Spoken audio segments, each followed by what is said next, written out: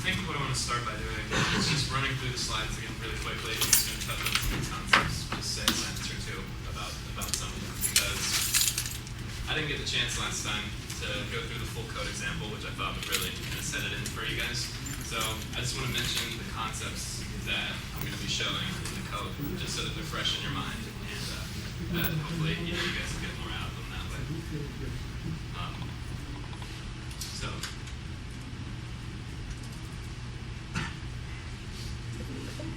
just remember that it's weakly typed, variables on type, the types can change, it's dynamic that way.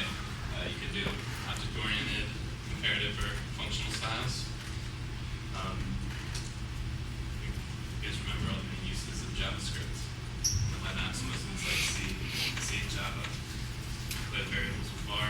Remember the anonymous functions, and remember the concept of closure, the inner functions to the outer functions variables.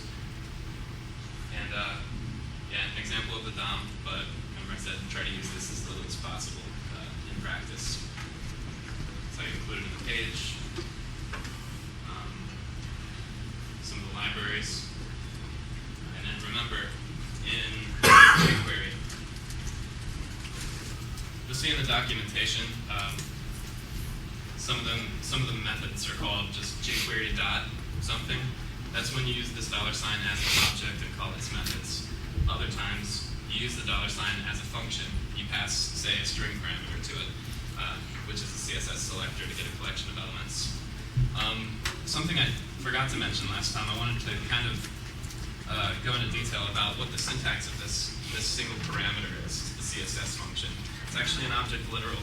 We have the curly braces here, separated by the key value pairs. So key being background color, colon, and then the value is the string red. And then it's comma separated with another key value pair next to it. But all of that comprises one parameter that's passed to the CSS function. You'll see that a lot in jQuery. And it's really the basis for the JSON interchange format that I mentioned in the last class. So yeah, most of the selectors for CSS are included in jQuery. It's how you'll do most of your code to manipulate HTML elements is just with this syntax, this function called passing the CSS selector string. And the calls can be chained like this. You get a collection of elements, do something with it, and then you can do something with that same collection once again, just chaining the methods with the dot operator. And event listeners. I'll go into detail, quite a bit of detail on this when I go through the code examples, but passing an anonymous function into the click method in jQuery just to assign that as a listener. There are quite a few other listeners you can just pass that stuff to. Ajax. Did all of you guys understand the way I described it in the last class, or is there still some confusion about really what the point of Ajax does, what the I guess what the main benefit is? It's basically, you can think of it as an HTTP request that's just running on the background thread of your application. So what happens is you can just kick off an HTTP request to call your server-side scripts, or in some cases even an external resource, just to get call a web service with it. And it just happens behind the scenes on the page, and you can get the response dynamically, and then just update the page with that content. Like the user doesn't even know that that an HTTP request is actually happening. Previously, this was only possible from reloading the entire page, either by submitting a form or clicking a link that has the get parameters on the URL, question mark and key value pairs that Pavan showed in the server-side lecture. But even when you click that link, the entire page has to reload, and that's a severe hindrance to the user experience in web applications. So with Ajax, you're able to just make these calls out to your server-side code, get a response, something dynamic, something useful that you can update the user interface with. And, some examples of it are like, say, the Google Suggest. Well, that's what it used to be called, and it is still in labs, I guess. But it's when you're typing the autocomplete forms are a good example. Like when you're typing in a query in Google, what you've typed so far gets sent off to the server behind the scenes, and it responds with just a list of suggestions. What are the trending search queries that match with prefix that you've entered so far. That's loaded via an AJAX-like technique, and you hardly know anything's going on behind the scenes. It's just there when you need it. And then the JSON syntax. It's again this bundled key value pairs that I mentioned last time, and also with the also remember these types. A lot of your parameters when using jQuery can look like a big bundle of options to configure the method call that you're making. Okay. So I'll actually go into the code now.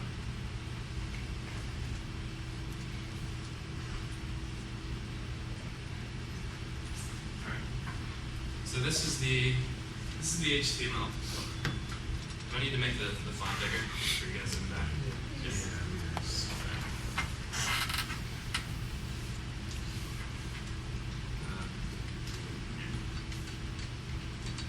Let me know if you guys see it.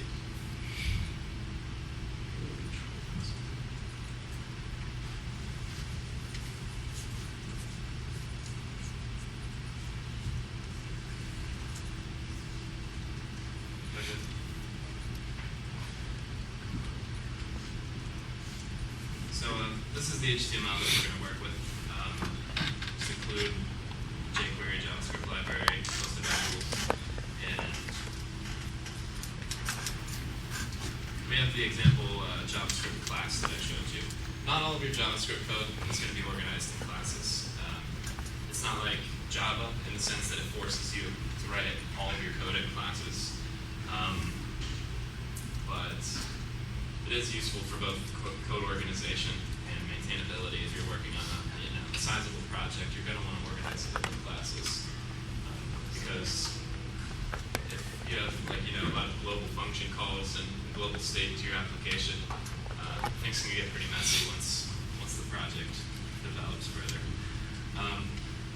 So just in the body, we have just two nodes here: an input element, which is a button, and then a div. And I kind of cheated here and just applied an inline style. But I'll show you guys why.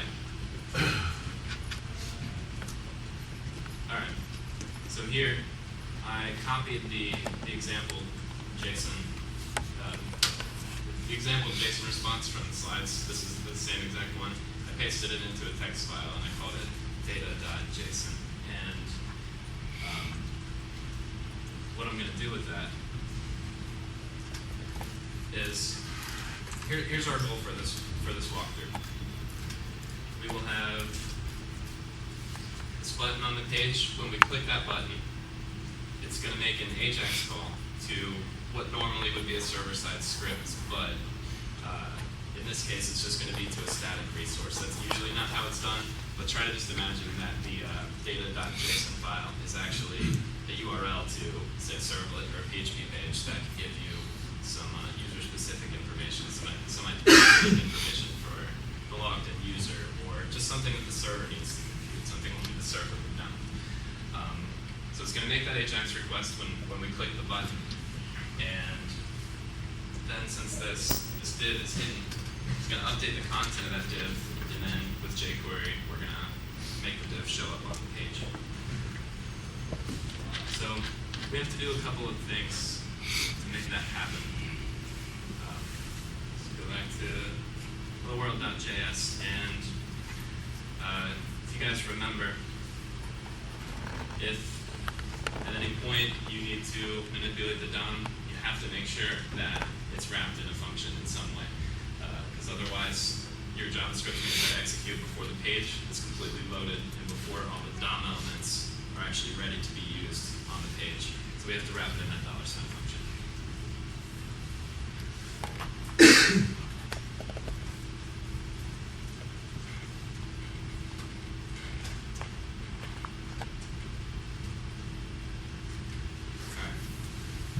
So I guess the first thing we want to do is get a reference to that button that was on the page. Let's look back at the HTML source.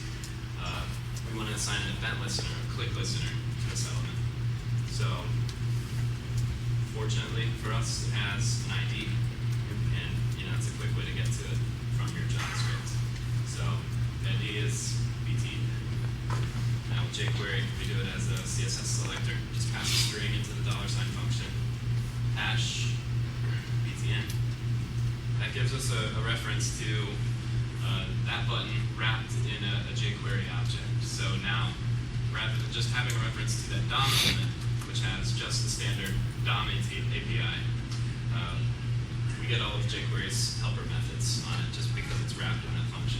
One of those is the .click, and that's the one that we use to assign an event listener. I believe that calling it without any parameter passed in is actually going to emulate a click from the user on the page, but that's not what we're trying to do here. We want to assign an event listener to it. So we pass in a function where we're going to write the code that executes once the user clicks that button. I'm sorry, I didn't hear. And when you used to try to go to another location, or I don't follow you. Basically, we're trying to link in here. We're going to find that have stored information function to do this. I think I only caught half of it that time too, but basically, this function is going to execute. So this is a reference to that button that was on the page. Let me actually pull the page up so I can give you a visual. This is the page same as just a simple page with the button here. It also had that div that was hidden with display none CSS. So that function that I defined in there is the code. The code that I write within this method is what's going to be executed when I click that button. Basically, it's an event listener. So anything that we want to run and respond to that button click needs to be passed into here. So when we do that, we want to make an AJAX request. We're going to go for the data.json file here. And we do that with jQuery $.get JSON. So there's a method like this. The first parameter is the URL to it. And that's actually a valid call to it. So if that were a server-side program and all it, say a hit counter, for example, on your page, that would be one way of doing it. That makes a GET request, and because we're not passing in a callback function, we're not going to know anything about the response. So even if the server does respond with something, it's just going to be ignored in this case. But still, it remains that the HTTP request was made, and the server can act accordingly. It's just the front end won't be able to respond to feedback from the server.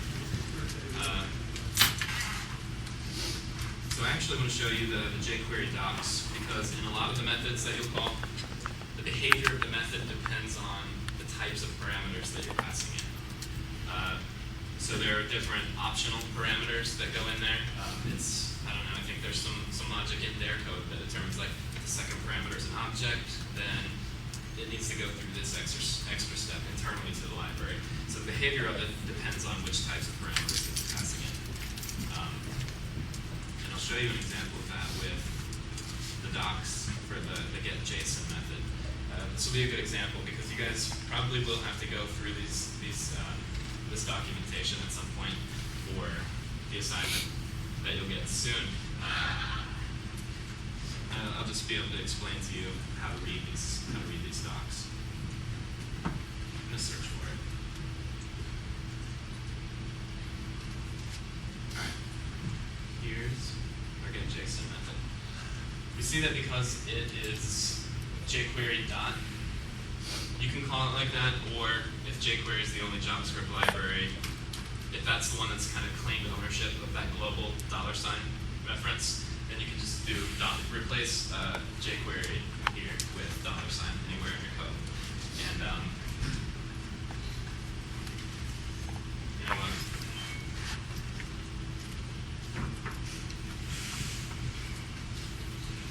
Oh, okay. It's just hard to see on the projector here. because I was thinking for a second this isn't a good example of the optional parameters. However, it is. Are you guys able to see these? Yeah, there are brackets here around the second two parameters. So like I mentioned, with the way that the code's written in my file right now, I'm only passing in the URL, and I'm omitting these second two parameters. If you see them in brackets, that's what that means. This in JavaScript, since dynamic language, you just really don't have to pass them in if you don't have a need for either the data parameter, which will be an object literal, just like in the JSON. I'll show you an example. If we want to include that parameter, we would just do an object literal, which is just this pair of braces here that we can add key value pairs to. So let's just say param1 being the key, and string value 1. Those would be serialized into basically these key value parameters on the URL. So what's going to the server, it would actually look like this. jQuery is handling this part for us, but it would be the same thing as doing question mark at the end of this, and param1 equals value 1. That would be the same exact thing, and if we put it on the URL like that, we wouldn't need those next parameters. And then when you're doing like a post request, for example, do you guys remember that there were two different HTTP methods we could use? Get request, the parameters go on the URL, and the post request, they're actually contained within the body of the HTTP request. That's when you would actually need to do it in the object literal notation here, rather than actually putting it on the URL that way. Question? Does this automatically encode the text for URLs, or do you have to handle that on your own? Yeah, good question. So what he means by that is, if you have a get request, and let's say we needed more parameters here.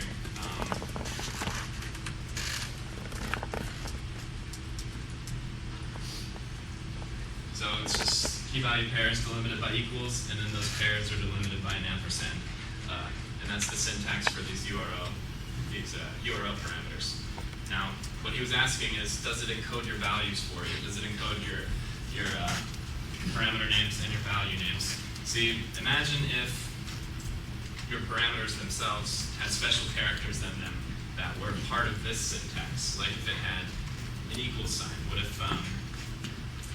if you were sending like a list of physics equations or something like that? You had you had Einstein here, E equals mc squared would be your value. That equal sign would break the syntax of these key value pairs. So it actually needs to be encoded in a way. There's using escape characters in the URL. We could see that it would completely break the request, and the server would get confused and not really have the intended distinction between key value pairs in that case. So jQuery does handle that for you automatically. If you pass them in through this object literal, like your value here would be encoded. Yeah, that would be encoded for you. So it is a good idea to use the second parameter there if you need to send parameters to the server. It's cleaner and easier to maintain to do it this way, and it's encoding for you. That's a good way to do it. So even now, we could make this request to the server, and it would be perfectly valid. That's if we wanted to make our hit counter specific to a particular user. We could just say, user ID, and then send a parameter like that. But we still can't do anything with the data that comes back from the server. We can't update our UI with anything interesting here. So in order to do that, we need to give a callback function. Like this.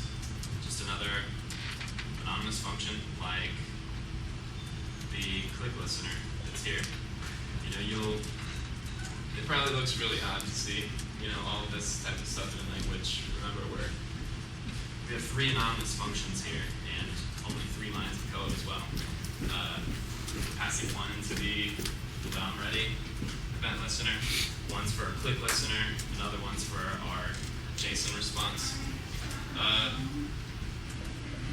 Let me actually take this off because I want to show you guys why that needs to be involved. You guys could run into this when you're trying to implement it. You might expect the call to be synchronous, which would mean you request this server-side resource, and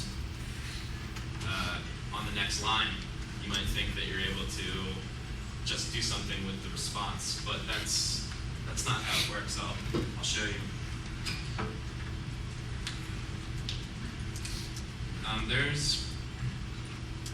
Let's see. In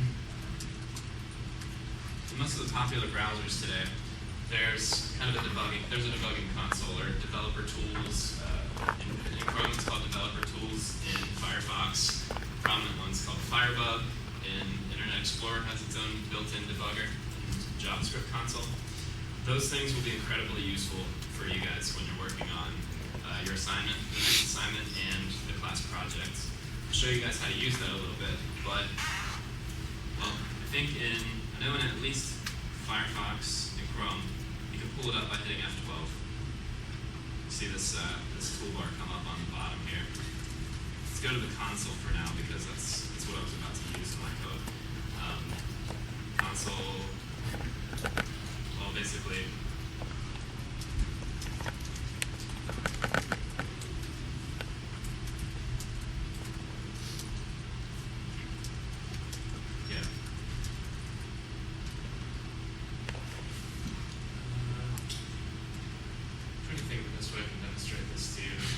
I think I'm going to have to make you guys take my word for it and explain that when we make this call to the server, let's say we want to alert, I don't know, data, or okay, yeah, I'll just do it like this.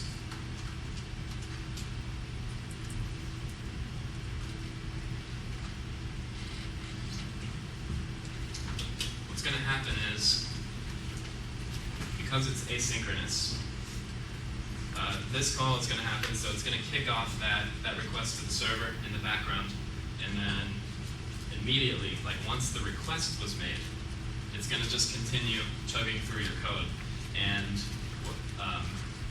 it doesn't wait for the response to come back before it continues. So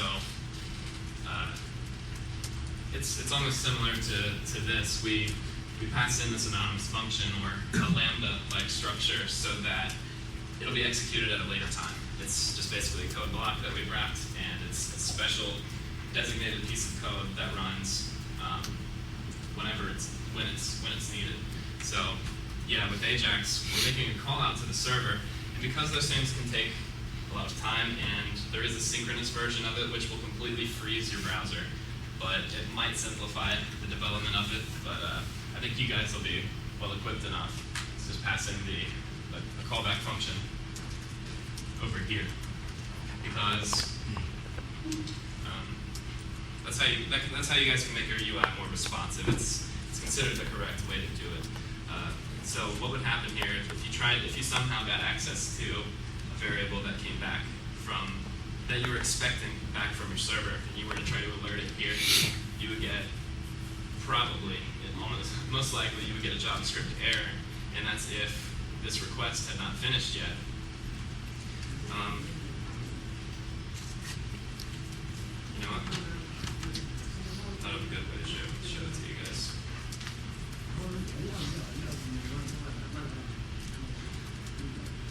Let's just initialize it to null so that it'll throw an error when we try to use it. We'll actually go ahead and make our Ajax call here.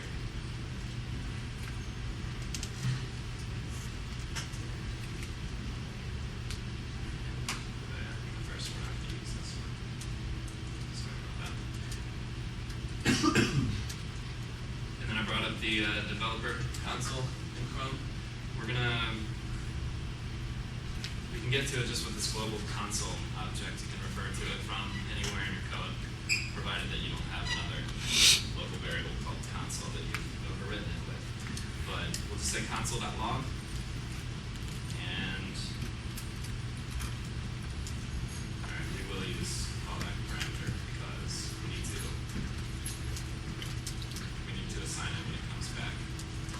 parameter, when we're doing this, when we're passing in a callback in this anonymous function, we have the argument list here. So what we're doing is we're passing this as a callback and then saying that we expect this parameter to come in. We know that jQuery is going to pass us a parameter into the function that we're giving to jQuery as a listener for the AJAX request. So this data parameter, that's going to be a JavaScript object. So it's something that we can, I'll show you guys how to iterate through the response from the server, but yeah, basically know that the data is going to be passed in that way. And what we're going to do here is just say response equals data. Response up here.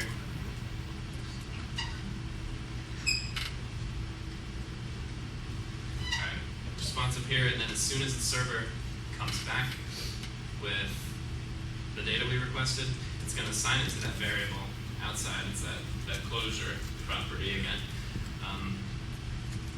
And then we're just going to, and then after our AJAX call, we're going to try to log this response. Let's see what happens here.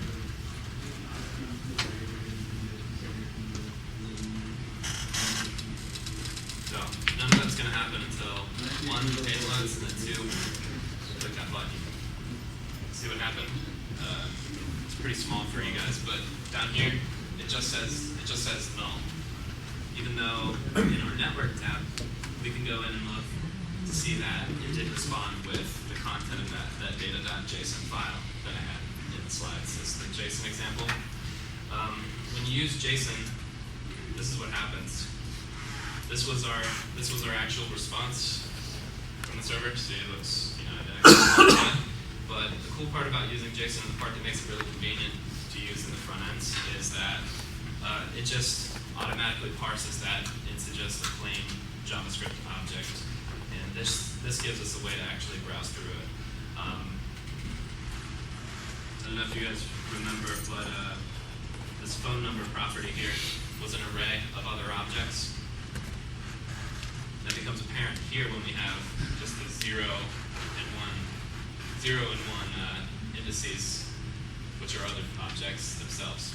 Anyway, that comes back from the server, and yet we were assigning our response variable to be the data that came back from the server, and then we logged it right after that call. But if you notice, it's still null, and that shouldn't be. That reference should be to the object that came back from the server. The reason that's null is because the server had not responded yet. It's asynchronous, it's kind of happening. But one way to think of it is it's happening in a background thread. So it's kind of a race condition. If the server somehow magically responds before it gets to your next line of execution in the JavaScript, then yeah, that might work. But that's no way to design your code. You have to put it into a callback function. Let's see what happens when we move the console.log of response into this callback. Sorry, can you run it with the console.log also where it was? All right, yeah, We have two. that's a good idea. So let's try to log it twice. Let's see which one happens first. Refresh our console already. All right, so you see that? The second one, the one that was defined second in our code, that actually executed first. And then when the AJAX request completed, it logged our actual response object. So we can see all of the key value pairs, all of the data is included in that object because we logged it to the console. So yeah, so the one that was defined second in the code actually executed first, and it was before it was initialized because the server had not responded yet. That's why you need to use a callback for this stuff. Make sure that's fixed. Oh, can I ask, on the right, I'm not sure I'm reading it correctly, are those the line numbers? Is it 9 and then 7? Yeah. Oh, okay. So again, you get to the developer tools you see here is built into Google Chrome. So I can show you another example of something that does. You can right-click on any element on your page. Let's say you're trying to make your dynamic web pages. Right-click on any element on the page, and click on the select element. And that'll take you to this Elements tab here. And we can see all of our HTML. We can see what the current properties are. We can, another cool thing you can do is define your style on the fly. You can actually modify your CSS live through this panel. There are checkboxes next to ones that are not built in like this. Anyway, yeah, you can just toggle these CSS rules that are defined on the object, whether or not they're going to apply. You'll actually see the page change live with your. I'm trying to style a button here, which isn't usually done. So let's just see if this works. Yeah, see, I just did that right in the panel. See it change on the screen. So that's incredibly handy, especially when you're trying to just make your pages pixel perfect and you're trying to change the margins. Trying to change the margins to make sure everything fits properly, or just things like that. A lot of your call it debugging, or even just design, if you want to take it that far, can be done right in here. You can't directly save these changes to the page. It's only modifying like I guess the browser's cached version of that. So you will have to integrate those changes into your source, but this is a good way to know what should make it into your source. You don't actually have to go and modify the file, save them, refresh the page just to see your changes. You can do it all but live here. The developer tools for all the browsers that I mentioned have that capability. Internet Explorer has a built-in one. Chrome has the built-in one, and then Firefox has one called Firebug that you guys could look into. All right. So let's see, our changes didn't save. We just modified it there.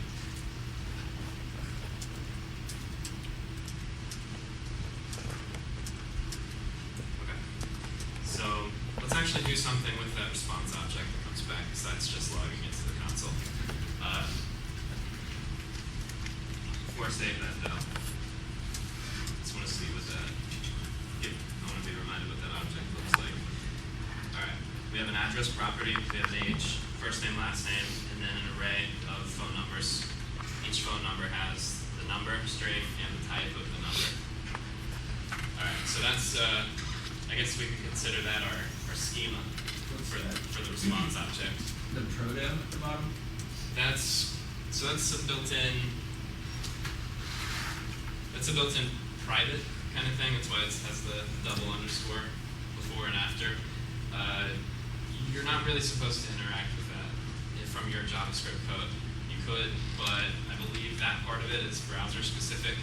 So maybe if you're relying on that and just with this Chrome developer tools, you might go in and then notice that like if you load your page in Firefox, that it completely breaks. So just a rule of thumb when you're coding, no matter which language it is, if you see the under identifier and the under, that generally means don't mess with it. Don't use it unless you've implemented the method yourself. If it's like in Python, I know they use that a lot. So yeah, don't mess with that one. But yeah, to answer your question, it refers to the prototype of that object. So it's the set of properties and methods that all objects of that type share. They all share the same reference to that method. So anyway, this can be considered our schema for the response object, or it's more just an example of what did come back. Let's do this one because it's not cluttered with the prototype things. We'll just expand these. So we have to write JavaScript code to actually parse through this and do something useful with this data. The way that we consume that JavaScript object as it comes back from the server, extremely simple. We have, remember, that object that we were looking at here, that object itself is the data argument here that comes into our callback. So since it's in JSON format, we can literally interact with it like it's a normal JavaScript object. So what do we want to do with that? Let's just add to our content div the first and last name.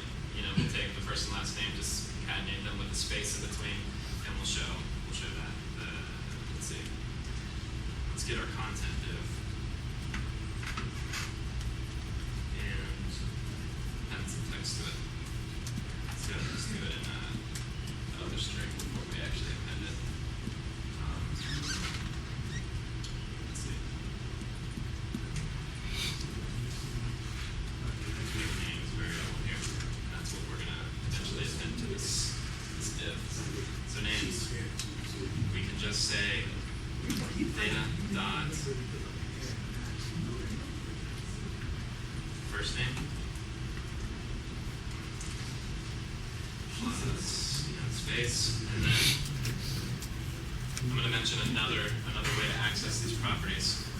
Data.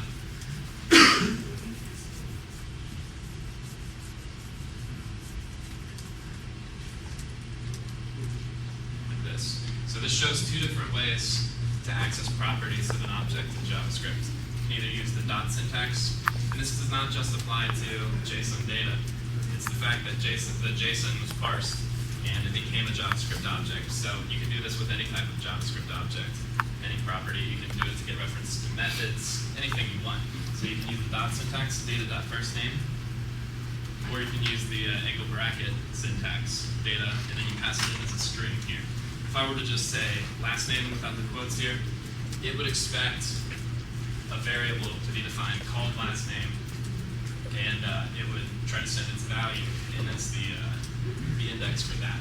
And we would get an error in that case because last name is not defined. So anyway, yeah, pass a string into the brackets or just use the dot syntax. It's a plain JavaScript object that came back as our server response, so we can do those types of things. And then yeah, content.append names. That's just basically going to append this text node to our content element. Oh, but it's still hidden. So we need to use jQuery to show that.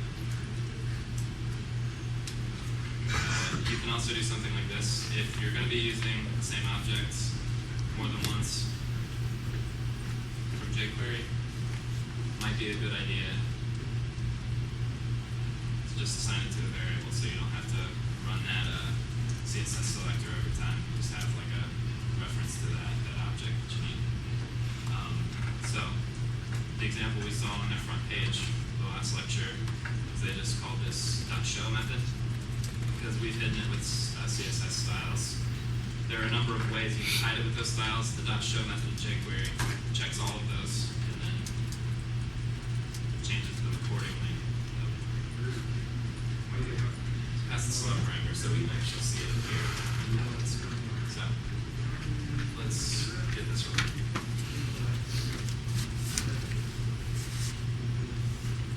So I clicked it, saw it disappeared, saw that our content div is appended with first name and last name from our JSON file. Can you drag up the debug window, please? Yeah.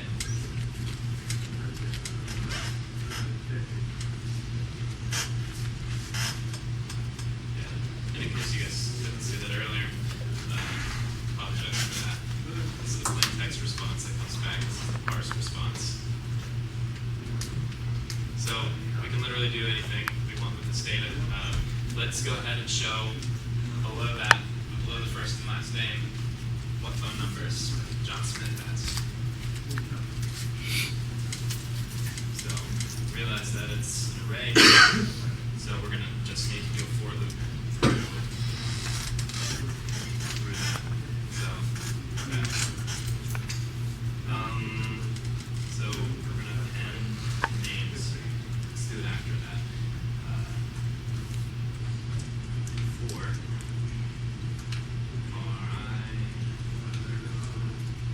I less than data dot addresses. Oh, phone number. Sorry, guys. So data, which is our response object, dot phone number, dot length, because it's an array because it's a JSON array. It's actually a JavaScript array now, automatically converted. So we'll loop through those different phone numbers and append those to that same content element so that they'll show up. Beneath the name. I'm just so that I don't have to add the VR tags as strings to it. I'm just going to go ahead and put them on the same line.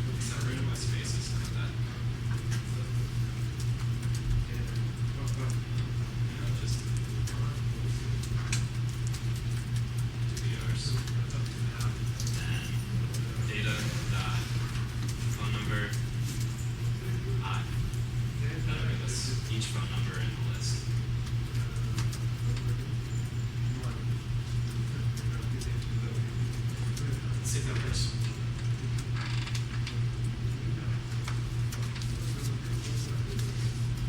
No, it did not, because I forgot a step. Let's look back at the structure of that object. Phone number is actually an object. It's not an array of strings. It's an array of other objects that have number and type. So what we're interested in, I think, is the number in this case. Dot number. So phone number I gives you reference to the phone number object in that, and then we want the number property of that too.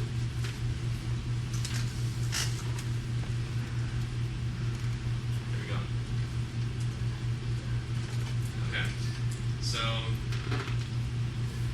I showed you guys how to wait till the DOM's loaded, how to append a click listener to an element on your page. By the way, that works for any element on the page. There may be some exceptions to that, but almost every element that you can get a reference to in the DOM, something visible on your page, you can assign a click listener in that same way. But we did it to a button here, so I showed you guys how to add the event listener to the button, showed you how to make an index request that demonstrated the asynchronicity of it, and how to loop through the properties of how to make use of the JSON data response. So I will, I think I'll end the code walkthrough there, and we'll go ahead and cover the next part of this class. Let me answer the question first. I think I did. Can you just do a quick overview of the, I guess the layout of the three files we use for like how we separate the Ajax and the jQuery and the JavaScript? Sure. And what is considered like the root file? Okay. So this will also lead into the next part of it. But we have this htdocs directory. That's kind of like the public HTML page that you guys made. In fact, that refers to our server root. Anyway, that's why we have the htdocs. Basically, it's just localhost. That's what that maps to. We have /JSLecture. And this is not the index HTML. This is default. The one we're looking at is this index.html. Since that's the JSLecture directory, we have index.html. We also, at the same level in the hierarchy, have the JSON file. So like in our Nemesis account, should we have a folder like specifically named htdocs, or is this just a generic No. name that you fix? Now, we'll talk about htdocs Okay. here in the next part of the course and the significance of it. But no, you don't have to worry about that. You basically say all of these files. Let's say this was your public HTML directory. Oh, okay. All of these files are at the top level of that. So if we did /, let's say if my username was JSLecture, that's kind of what we're looking at here. Can't you specify that in your httpd.config? Yeah. So you can change all that stuff. You can set your document root there. And that's just the default when you set it up. Right, called htdocs, right. So, yeah, just in your folder, you'll have your index.html. I chose to put the data.json. It's just a static file serving JSON. I just put that at the same level so that I didn't have to give, complicated relative path to it. This is right in the same directory as the page. So that's the context that JavaScript uses that we do. About relative URLs. In CSS, let's see, I might get this wrong. In JavaScript, though, we just had, our URL was literally just data.json. No slash prefix, no .. none of that stuff, and no lower level directory. We just did data.json. That's because in JavaScript, when you're defining paths, it's relative to the page that's including it. I believe that in CSS, it works differently. In CSS, I think it's relative to the actual CSS file when you give relative paths to the resources, like a background image. You actually have to do it relative to the CSS file, but in JavaScript, even though they're both being included in the page, there's kind of that inconsistency there. In JavaScript, it's relative to the page that's including it, relative to the HTML file that is. And then in CSS, it's relative to the CSS file. So that can be kind of confusing. Try to remember that if you're wondering why, your resources aren't loading or your relative URL paths are wrong. Okay, so they're all working together with it. It kind of depends on where you want to put the center one that's being based on everything else. You mean the HTML page, the center one? Is that okay? In JavaScript, yes. So if you're giving a relative path to a resource that you're trying to access from JavaScript, yeah, it's relative to that central HTML page that's including the JavaScript. So whatever's running that JavaScript code, whichever file is running that JavaScript code, whichever one you have open in your browser at the time, that's what your URLs are going to be relative to. So, were you wanting to see the HTML structure also, or just the file structure? Yeah, I think that would be helpful. Like, if, from what I understand right now, is the HTML is, the root, it's obviously the page display. That's where you're including the Ajax and both of the .js files. Yeah, this one was from the other example. I showed Okay, you guys so in the last lecture the example of the JavaScript class. Okay. Yeah. So where do we get access to that .js file? Well, I can include that. That'd be a good thing for me to include in the example.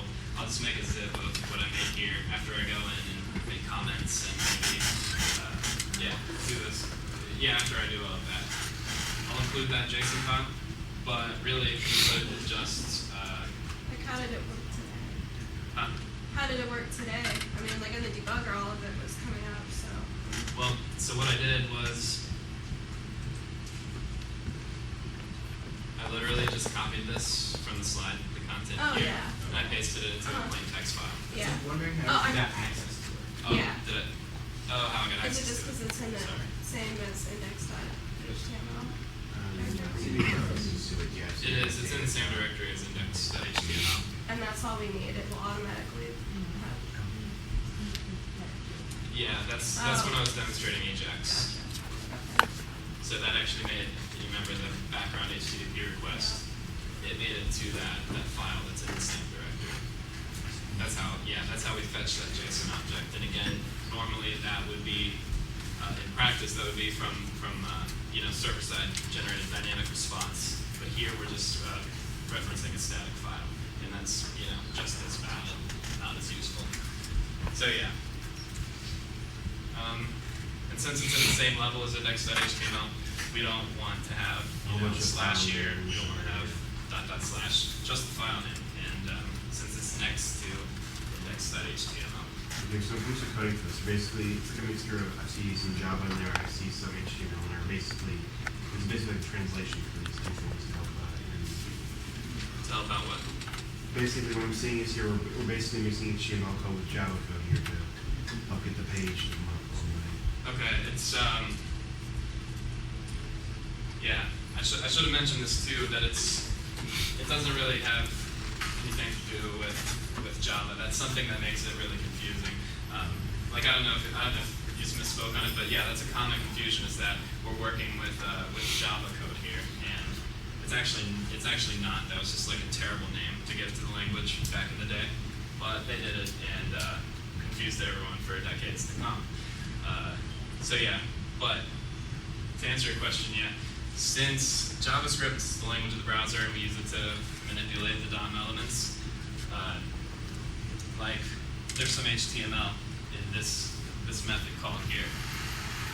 Since what this does, and if you check the docs of certain methods, you see that it's adding HTML for content, which is fetched there. So we're adding HTML to it.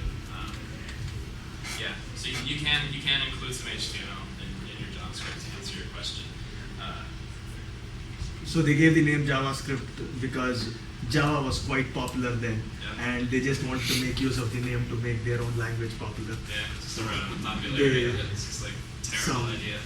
Some But advantages. the name stuck, unfortunately. Yeah.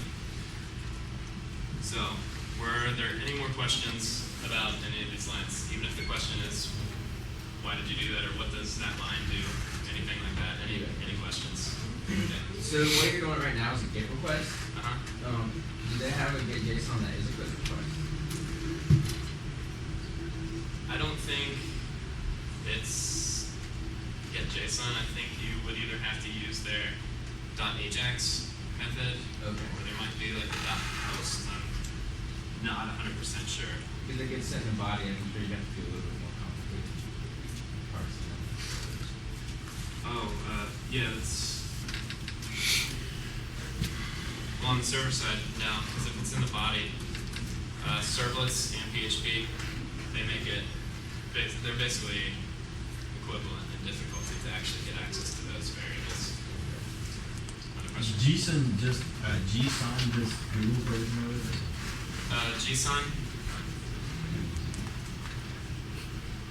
Let's see. Oh, okay. Convert JSON to Java. Yeah. Yeah. Seems like this is Google's Google's parser for JSON. So yeah, you could send. This would probably not be for interacting with front ends, at least the parsing stage. Because normally you're not sending a JSON string to the server. Normally that's what would come back from the server. What goes to the server in most cases is just key value pairs, either on the URL or the body of the HTTP request. This would be more for if you want to write a Java program that consumes a web service that returns JSON to you. Like if you wanted to call a servlet from your Java code rather than calling a servlet from your web page with Ajax, you could parse that response and turn it into a Java object. Kind of the same way that the browser turns that JSON response into a JavaScript object. So yeah, the web server had an object. You'd use its object through JSON. That's what you're saying. That you could use its object parameters values through JSON conversion. Yeah. Because it's going to be I don't data think. types. Yeah. So it's not a way. I'm not. Do you mean like an RPC or an RLI type of thing? Uh-huh. So I don't think that you can do that. I don't think it's an actual reference to an object on a remote server. It's more just like a serialization of that object. Like it's key value pairs that represent the data that that object holds.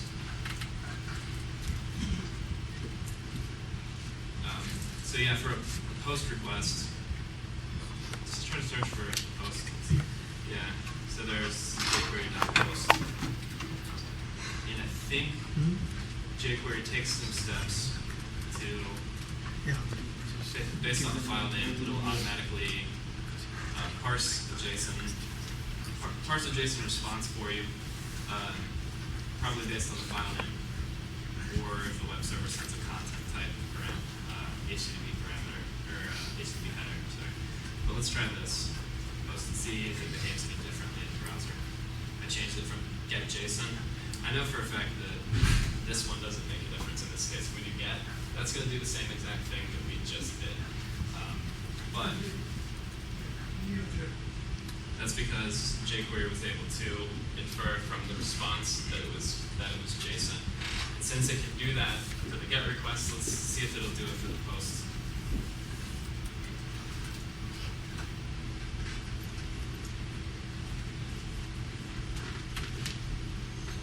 Yeah. So it worked. It made the post request. Same thing came back. Yeah. Instead of that being on the those parameters being on the URL, now they're included in the body of the request of the HTTP packets. All right. So, any questions? And actually back on the code for the JS. All right.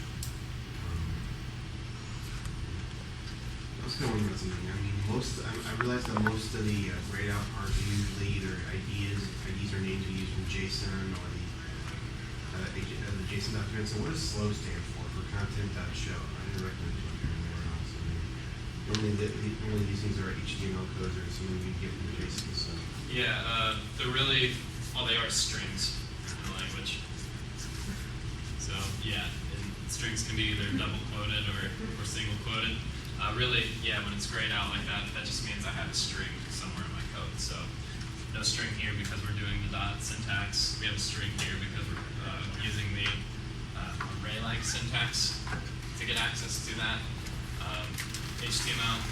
value of it is not significant. It's just an arbitrary string in the language, and this is syntax highlighting from the editor. Now, slow, that's just the way that jQuery library designer decided to handle that parameter. It's like, basically in their code, they're going to see like, okay, does the parameter they passed in equal slow? If so, they're going to use like a larger interval on their animation. It's just an arbitrary string that they're checking for in their code. So no, it goes straight out. No significance, just arbitrary string data.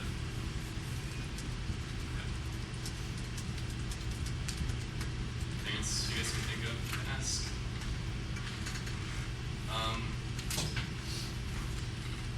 Probably one more thing. Alec? Can actually, so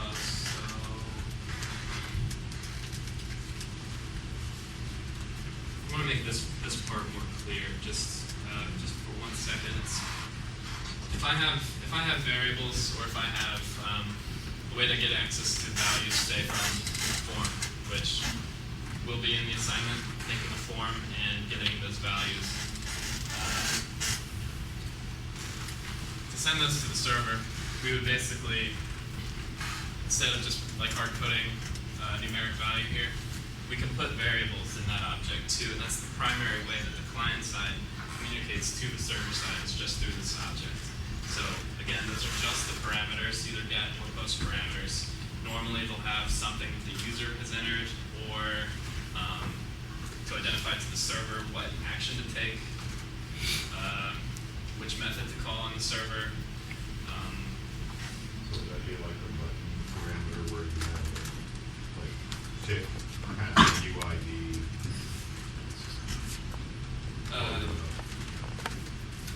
Would you have a UID field instead of a button? You'd have a UID field. Yeah. And you just call it something to a button.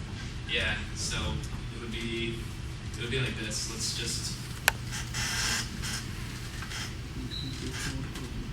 make a text box and say he is UID. And then in the job, okay, so we added a new text box to our page. I'll refresh and show that to you. So we have that. And now in the JavaScript code, let's just say user ID. Normally, like in JSON, this would be in quotes, but here it is still interpreted as an arbitrary string, so it doesn't have to be an identifier in the language. If you say something that there's no reference to it, even though it's not in quotes, you're not going to get an error from it. So yeah, anyway, you would just do something like this. You could do it right in line. Just say, so the UID field, dot val, and that's going to get the value from that text field.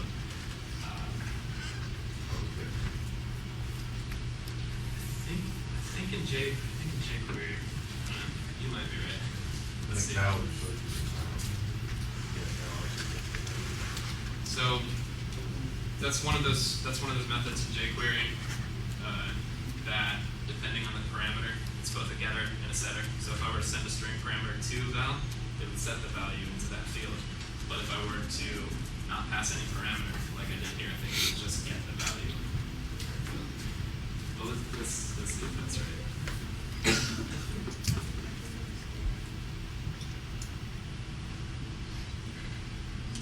The way we're going to check for that, make sure I refreshed. Probably didn't do it. So when I click the button that Ajax request is made, we can check form data right here. This is what was sent to the server.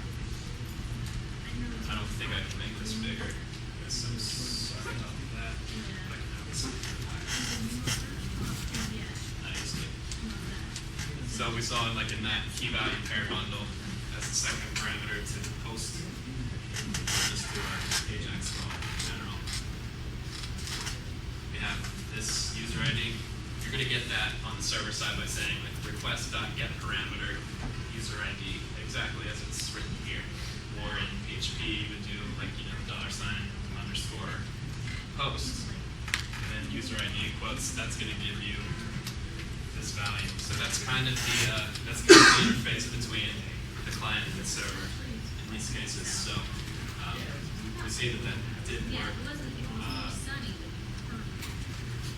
By looking at it here, it was actually sent within the body of the HTTP request, and then it responded with.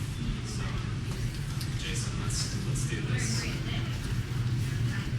Let's pretend this is a form to actually get the name of the user ID. So let's pretend that our JSON response coming from a live like PHP script or a Java servlet, we're sending to it the user ID of a user. We want to know what their name is.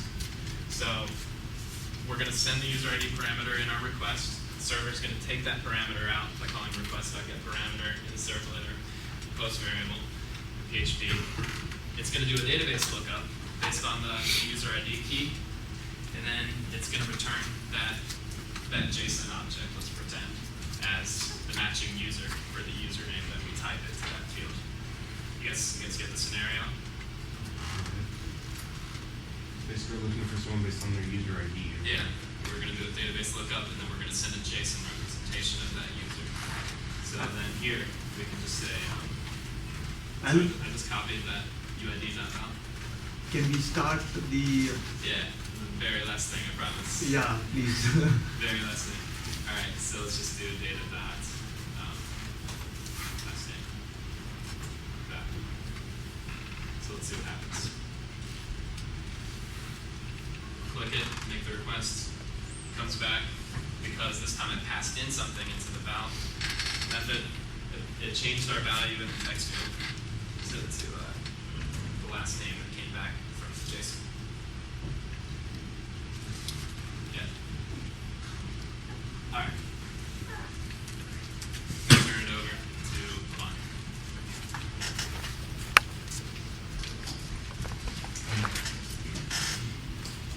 I'll do this. Hey, if you want to do a walkthrough on my laptop, I don't have any of this stuff installed, so it's like a clean slate. If you were to do a walkthrough, I'm not sure if you were. But I think, okay, I have posted my slides on server-side programming, and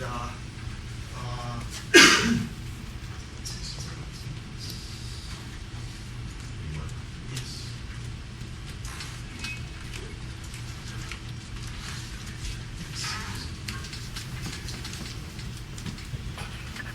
So RAM,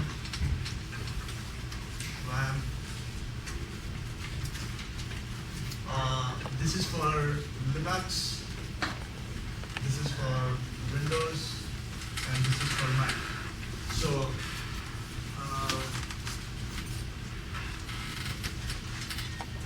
Apache, MySQL, and PHP. This is the easiest way, as I mentioned, this is the easiest way to install Apache. This will be useful for your HTML and JavaScript,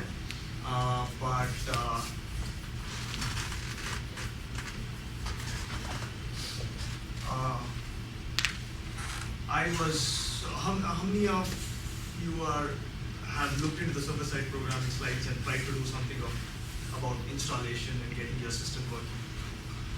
Started the install thing, seems to be working okay.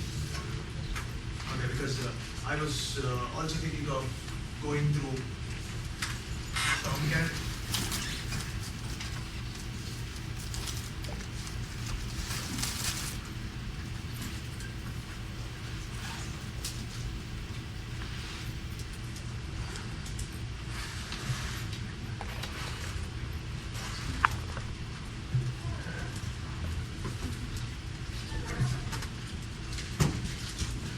Alan, you don't have Tomcat in your system? Not on my Windows version. Okay.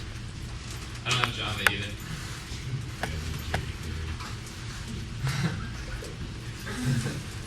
Okay, that's really a problem. You don't have Eclipse? I do, but no Java, so it won't run. No, but Eclipse will have its own. No. It's written in Java, so it needs Java to run.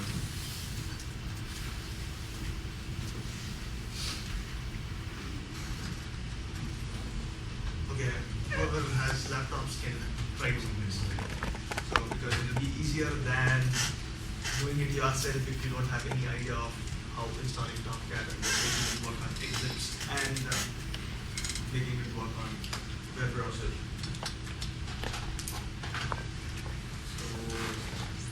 So is the Tomcat separate from the WAMP, or is the A stand for Apache Tomcat?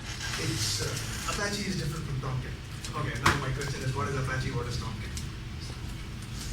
I'm asking you. The Tomcat is web server, isn't it? It's a servlet container. So it's used for server-side programming. Apache is a web server. So for which you can.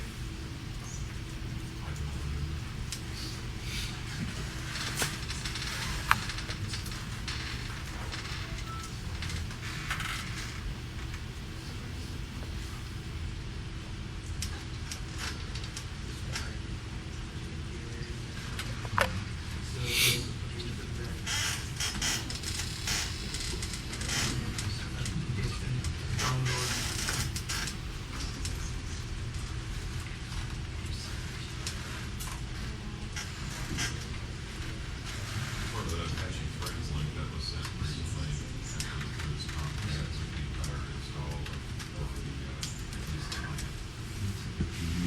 It's the Apache MySQL PHP and Tomcat. Okay. So XAMPP, that's it.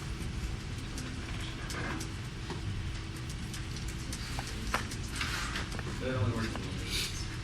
that works for Windows. So and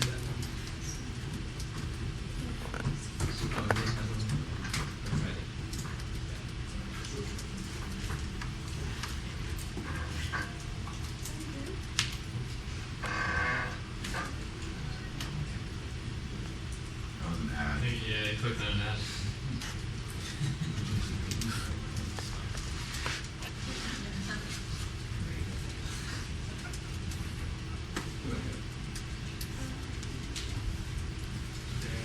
where the download. Right there. This is my next Windows. Links down for you. Yeah. Looks like a second section there. Right there. Okay. Am I blind? Right there, right there. Down one. This is Windows, right? Yeah.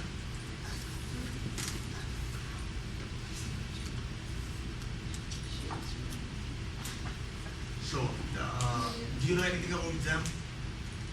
No, but I do have Apache already installed.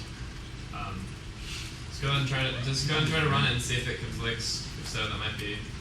I had MySQL already on and it didn't conflict with it. You have MySQL? Yeah, it didn't conflict.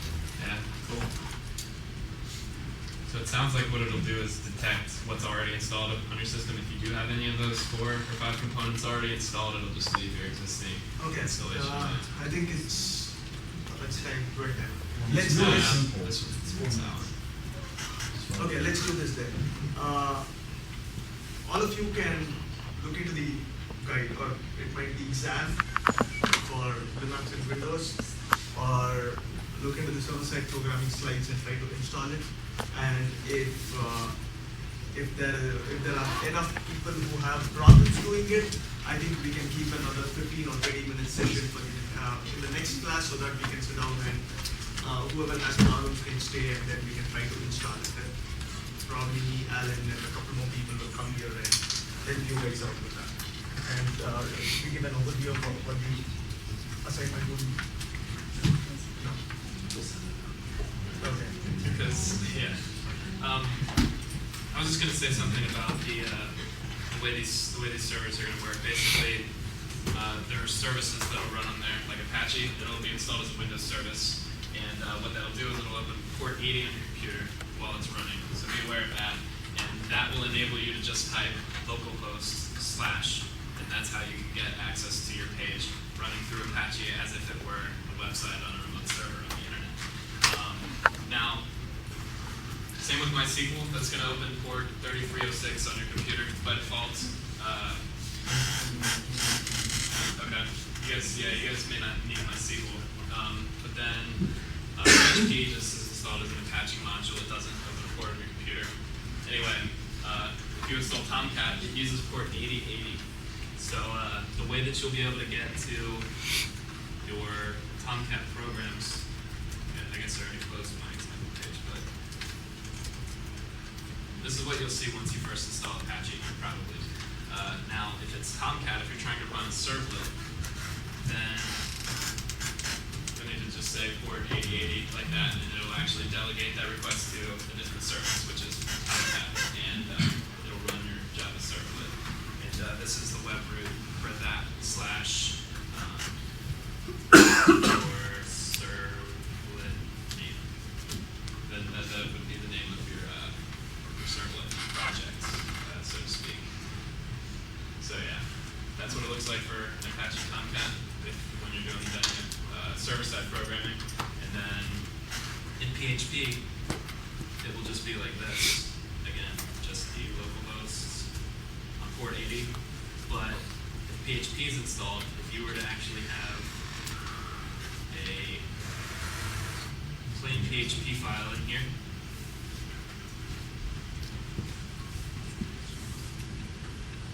then you'd be able to go in and just write your PHP code in like this. You don't actually have to integrate it with an outside service.